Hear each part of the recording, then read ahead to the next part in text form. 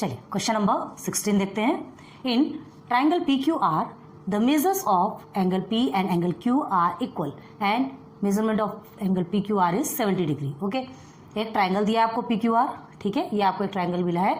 The measures of angle P and angle Q R equal, देखो already given है, ये आपको इक्वल है, ठीक है, क्वेश्चन में गिवन है, ध्यान दो। And measurement of angle P R Q is 70 degree, ये हमने लिख दिया 70 डिग्री। ये सब चीज़ें क्या है आपको गिवन है। अब क्या दिया है आगे, find the measures of the following angle, है ना, इस एंगल का आपको मेजरमेंट ज्ञात करना है, निकालना है। कौन कौन सा, number 1 measurement of angle P R T, इसका मेजरमेंट निकालना है। Second measurement of angle P, इसका निकालना है। And measurement of angle Q. Clear है, कई बार सॉल्व किया हमने। ये आपका एक्सटीरियर एंगल बना है, ये आपका ट्राइंगल है जिसमें ये एक्सीड जाकर के बाहर जाकर के एक एंगल बनाया है जो कि एक्सटीरियर एंगल कहलाता है, ठीक है। और क्या बताया था हमने आपको, पहले शॉर्ट में समझ लो, हमने आपको बताया था ये जो एक्सटीरियर एंगल, ट्राइंगल का जो एक्सटीरियर एंगल होता है वो हमेशा किसके इक्वल होता है, एक्सटीरियर एंगल प्रॉपर्टी, जो कि पी और क्यू, मतलब उसके जस्ट अपोजिट में जो दो एंगल होते हैं उन दोनों का प्लस करने पे आपका ये एक्सटीरियर एंगल कहलाता है। क्लियर है, ये चीज़ हमने आपको बहुत अच्छे से क्लियर करवाई थी। और क्या बताया था आपको कि ये एक्सटीरियर एंगल, इसका अगर आपको मेजरमेंट निकालना है तो हम क्या करते हैं, एंगल पी क्यू आर, ठीक है, plus angle P R T. क्यों करते हैं, बिकॉज लीनियर पेयर, है ना, angles in a linear pair. एक सीधी लाइन पे दो एंगल बन रहा है 1 and 2, आप इसे देखिए और इसे देखिए, तो एक ये बन रहा है और ये एक एंगल बन रहा है। तो angles in a linear pair में आप पहले ये निकालेंगे और फिर ये निकालने के बाद फिर आप क्या निकालेंगे, measurement of angle P and measurement of angle Q. क्यों, क्योंकि फिर बाद में आपका ये एक्सटीरियर एंगल का मेजरमेंट निकल जाएगा, उसकी डिग्री मिल जाएगी। और उसके बाद जो जस्ट अपोजिट उसके दो एंगल्स होते हैं, वो जो एंगल्स होते हैं वो इसके इक्वल होते हैं। तो this plus this is equal to this, पता है, सारा कुछ पढ़ा है। अब चलते हैं आगे करना क्या है, ठीक है। चलो सबसे पहले हम देखेंगे नंबर 1 में, सबसे पहले देखते हैं गिवन। गिवन में क्या है वो करते हैं। गिवन क्या है, in triangle P Q P R, हाँ in triangle P Q R, okay, P Q R ये एक ट्राइंगल है आपका, ठीक है। Angle P and angle Q R equal, ठीक है। Measurement of angle P is equal to measurement of angle Q, ये गिवन है, हमने कुछ नहीं किया। And measurement of angle P R Q is equal to कितना है, 70 डिग्री, सब लिख दिया हमने। Now we find out measurement of angle P R T. सबसे पहले measurement of angle P R T लेते हैं, तो चलिए फर्स्ट लिखते हैं, ठीक है। तो measurement of angle P R T लिखना है, तो उसके लिए हम क्या करेंगे, आपको पता होना चाहिए, P R T and P R Q दोनों का प्लस करेंगे तो हमें क्या मिलेगा, वो किसके इक्वल होगा, 180 डिग्री की। क्यों, क्योंकि angles in a linear pair, linear pair मतलब एक लाइन पे जो दो एंगल बनते हैं तो वो 180 डिग्री का होता है। तो क्या लिखेंगे यहाँ पे सॉल्यूशन में, स्टार्ट, यही हमारा सॉल्यूशन स्टार्ट हो गया, यही लिख देते हैं सॉल्यूशन, ठीक है। तो जो गिवन है पहले आप उसको लिख लेंगे, उसके बाद फिर चलेंगे, सबसे पहला देखेंगे measurement of angle P R T, इसके फाइंड आउट करना है। तो कैसे करेंगे, देखिए, here measurement of angle P R Q,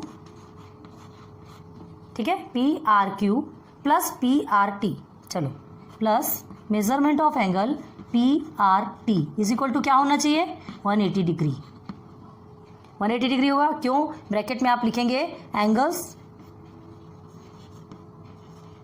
forming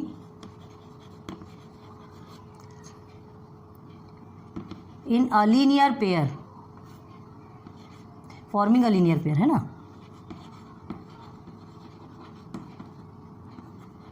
ये एंगल्स क्या बना रहे हैं, एक लीनियर पेयर बना रहे हैं। ये जो दो एंगल्स बने हैं, है ना, ये जो दो एंगल्स है ये एक लीनियर पेयर बना रहे हैं, इसलिए this plus this is equal to 180। अब देखो पी आर क्यू आपको ऑलरेडी मिला है 70 डिग्री, तो जो मिला है उसे लिख लेते हैं। Therefore measurement of angle P R Q is equal to 70 degree, और पी आर टी हमें नहीं पता, वही हमें फाइंड आउट करना है, P R T is equal to 180 degree, okay. Then measurement of angle P R T is equal to क्या करेंगे, ये 180 डिग्री आपका एज इट इज रहेगा, 70 प्लस में है तो इधर जाकर के माइनस में कन्वर्ट हो जाएगा। क्लियर है, चलिए यहाँ अभी आपको दिख रहा है कि नहीं, चलिए यहाँ तक तो आपको सीन हो रहा है, ठीक है। आगे देखते हैं अब क्या निकलेगा measurement of angle P R T, measurement of angle P R T is equal to क्या निकलेगा, 180 में से आप 70 को माइनस करेंगे तो क्या होगा 0, ठीक है, एंड 1 एंड 1 मतलब 110 डिग्री। ठीक, तो ये हमारा क्या निकला 110 डिग्री। पी आर टी क्या निकला 110 डिग्री। पहला का आपका आंसर निकल गया। ठीक है, फर्स्ट आपका कंप्लीट हो गया। अब चलते हैं मेजरमेंट ऑफ एंगल पी। चलिए सेकंड में चलते हैं, measurement of angle P solve करेंगे। तो मेजरमेंट ऑफ एंगल पी आपको सॉल्व करना है, तो सब इसके लिए क्या बताया था हमने आपको कि ये मेजरमेंट ऑफ एंगल पी जो आपको सॉल्व करना है, तो this plus this is equal to this, exterior angle के इक्वल होता है, पता है आपको। तो अभी हम क्या करेंगे, measurement of angle P R T is equal to measurement of angle P plus measurement of angle Q, this plus दी। क्यों, क्योंकि ये दोनों भी इक्वल हैं, आपको गिवन है, ऑलरेडी गिवन है। देखिए आपके यहाँ पे लिखा है measurement of angle P and Q R equal. ठीक है, तो अब ये दोनों का प्लस करने पे ये आएगा। ठीक है, क्यों आता है, क्योंकि ये एक्सटीरियर एंगल की प्रॉपर्टी है ना। तो ये क्या लिखेंगे यहाँ पे, by the exterior angle property. ठीक है, ये रूल ही है, इसकी प्रॉपर्टी है कि this equal to sum of this angle and this angle. Okay, चलो अब measurement of angle P R T. Measurement of angle P R T आपको कितना मिला है, अभी मिला आपको 110। देयरफॉर पी आर टी की वैल्यू लिखेंगे 110 degree and measurement of angle P and plus measurement of angle Q. अब देखो क्या कहा गया है आपको, यहाँ कहा गया है measurement of angle P is equal to measurement of angle Q. तो हम क्या कर सकते हैं, मेजरमेंट ऑफ एंगल पी तो लिखेंगे, मेजरमेंट ऑफ एंगल क्यू की जगह भी मेजरमेंट ऑफ एंगल पी लिख सकते हैं, लिख सकते हैं। क्यों लिख सकते हैं बताओ, मेजरमेंट ऑफ एंगल पी की जगह मेजरमेंट क्यू की जगह मेजरमेंट ऑफ एंगल क्यू क्यों लिखेंगे, बिकॉज ऐसे करके लिख लीजिए, because measurement of angle P is equal to measurement of angle Q, ये रीजन दे दीजिएगा। ठीक है, अब आगे चलिए, therefore 110 degree is equal to 2 measurement of angle P, ये लिखा जा सकता है। अब देयरफॉर 110 2 किस में है, मल्टीप्लिकेशन पे है, यहाँ आके डिवाइडेशन पे हो जाएगा measurement of angle P. Okay, 2 1 2, 2 5 10 and again 2 5 10, तो therefore 55 is equal to 55 degree is equal to measurement of angle P. तो मेजरमेंट ऑफ एंगल पी क्या निकला आपका 55 डिग्री। ठीक है, फर्स्ट आपका पी आर टी 110 डिग्री निकला, मेजरमेंट ऑफ एंगल पी आपका निकला 55 डिग्री। ओके, निकल गया, ये आपका सेकंड का आंसर निकल गया, ये हो गया कंप्लीट। अब आते हैं थर्ड में। थर्ड क्या है आपका, मेजरमेंट ऑफ एंगल क्यू। अब इसे सॉल्व करना है, तो यहाँ क्या दिया गया है, measurement of angle Q, here measurement of angle P is equal to measurement of angle Q। ठीक है, दोनों भी इक्वल है, तो therefore measurement of angle Q is equal to also 55 degree. आ गया इसका भी आंसर, क्लियर हो गया, तीनों के भी आंसर आ गए। तो आप क्या लिखेंगे आंसर में, आंसर में लिखेंगे measurement of angle P R T है ना, हाँ, is equal to 110 degree, measurement of angle P is equal to 55 degree and measurement of angle Q is equal to again 55 degree. Clear, बस यही आपका answer है। कितना इजीली सॉल्व हो गया, हाँ, समझ आ रहा है ना। देखो बहुत ध्यान दो कि पी क्यू आर आपका ट्राइंगल है, measures of angle P R angle Q आपको दोनों इक्वल बताया, पी आर क्यू की वैल्यू भी आपको गिवन है ना। और आपको क्या करना है, ये जो तीन आपको एंगल्स दिए गए हैं तीनों के फाइंड आउट करना है मेजर्स। तो पी आर टी सबसे पहले तो आपको ये निकालना पड़ेगा, क्योंकि इसके इक्वल ही जस्ट उसके अपोजिट 2 एंगल्स का प्लस होता है। ओके, तो पी आर टी आप कैसे निकालेंगे, एंगल्स लीनियर पेयर 1 और 2 बना है, तो आपको एक तो 70 डिग्री पता है, P R T plus P R Q करेंगे इज इक्वल टू 180 डिग्री हुआ। अब ये 180 डिग्री में पी आर क्यू की वैल्यू आपको मिली हुई है, ठीक है, इसकी वैल्यू नहीं मिली, तो हमने क्या किया, 70 को उधर ले गए तो हमको PRT की वैल्यू मिल गई 110। बस अब ये 110 जो हमको मिला तो हम क्या करेंगे, ये तो निकल गया, मेजरमेंट ऑफ एंगल P निकालेंगे। अब मेजरमेंट ऑफ एंगल P निकालने के लिए हमको क्या करना है, P और Q दोनों भी आपको इक्वल है, ठीक है। तो measurement of angle P plus measurement of angle Q is equal to measurement of angle PRT, ठीक है। क्यों लेंगे, क्योंकि ये दोनों का प्लस करेंगे तो ये आता है। तो अभी हमको क्या मिला, 110 मिला।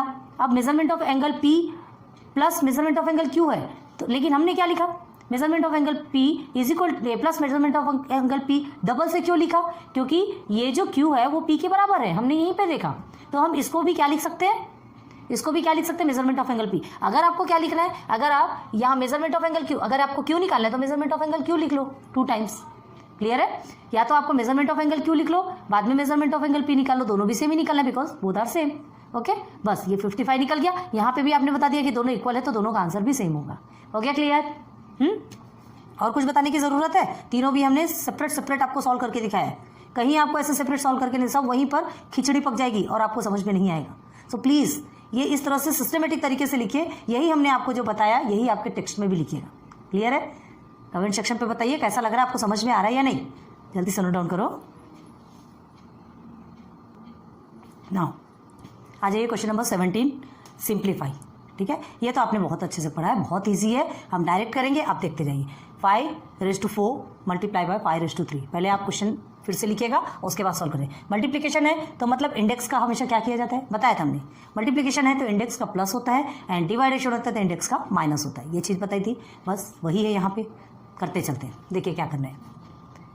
5 मल्टीप्लाई बाय 5⁵, देयरफॉर 5, ये आपका 1 टाइम हो जाएगा ना, 4 + 3, देयरफॉर 5�7। बस आगे कुछ नहीं है ना, छोटे छोटे क्वेश्चंस है। यह भी सिंप्लीफाई, ये भी सिंप्लीफाई है, इसमें फाइंड द वैल्यू है, उसे भी देखेंगे, पहले एक को देखते हैं। तो ये आपका आंसर हो गया, ठीक है। So therefore answer is 5�7। Clear. अब आगे देखिए सेकंड में क्या है, डिवाइडेशन है। ध्यान रखो, डिवाइडेशन में क्या बताया था हमने कि इंडेक्स का माइनस होता है। तो चलिए, हियर इज 2/3, चलो लिख देते हैं question, divided by again 2/3। Same है नंबर्स, तो ध्यान रखिए नंबर सेम है तो हम इसका डायरेक्ट माइनस करेंगे। तो इज इक्वल टू में क्या होगा, याद रखना, AM/AN ब्रैकेट में कर दे रहे हैं, ध्यान रखो। इज इक्वल टू क्या होता है, AM-N। हमेशा ध्यान रखना इस चीज़ को, ठीक है। AM-N ये आपका क्या है, फॉर्मूला है, रूल है। क्यों, क्योंकि ये क्या है, डिवाइडेशन पे। तो चलो अब आगे सॉल्व करते हैं। देयरफॉर दोनों भी सेम है तो दोनों का 1 हो जाएगा, एंड 6 - 9, तो आंसर में क्या आएगा आपका 2/3 - 3। क्लियर है, क्लियर है। अब इसको क्या करना है, ये जो माइनस है ना, हमको क्या करना है, ये -3 आया, इसे रेसिप्रोकल कर देंगे, इज इक्वल टू, इसे 3/2 अगर करते हैं, अगर ये माइनस को हटाना है तो इसे हम कर देंगे 3/2 और यह हो जाएगा आपका 3। क्लियर है। क्यों, देखो A/B, ठीक है, A/B आपका -M है तो वो किसके इक्वल कहलाता है, B/A M के इक्वल कहलाता है। क्लियर हो गया, समझ में आ रहा है। तो ये हमारा आंसर क्या बन जाएगा, आंसर इज 3/2। थोड़ा बड़ा लिख दिया क्या हमने, कि आपको सीन नहीं हो रहा, एक बार चेक करते हैं। क्लियर हुआ ना, चलो यहाँ तक के समझ में आ रहा ना, हमने जो बताया है ना, इसे हमने क्या कर दिया, ये रेसिप्रोकल हो गया, टर्न हो गया। माइनस को हटाना था तो हमने क्या किया, 3/2⁵. क्लियर हो गया आंसर। ये फॉर्मूला भी हमने आपको बताया, ये फॉर्मूला साथ में लिखते जाइएगा, बिकॉज करके लिख दीजिए, जो भी लिखना हो आपको ब्रैकेट में लिखिए, वो आपकी मर्जी। चलो ये दोनों हम इसे बड़े ब्रैकेट में लिख देते हैं, जिसको अगर आपको साइड में लिखना हो तो साइड में भी लिख सकते हैं, ठीक है।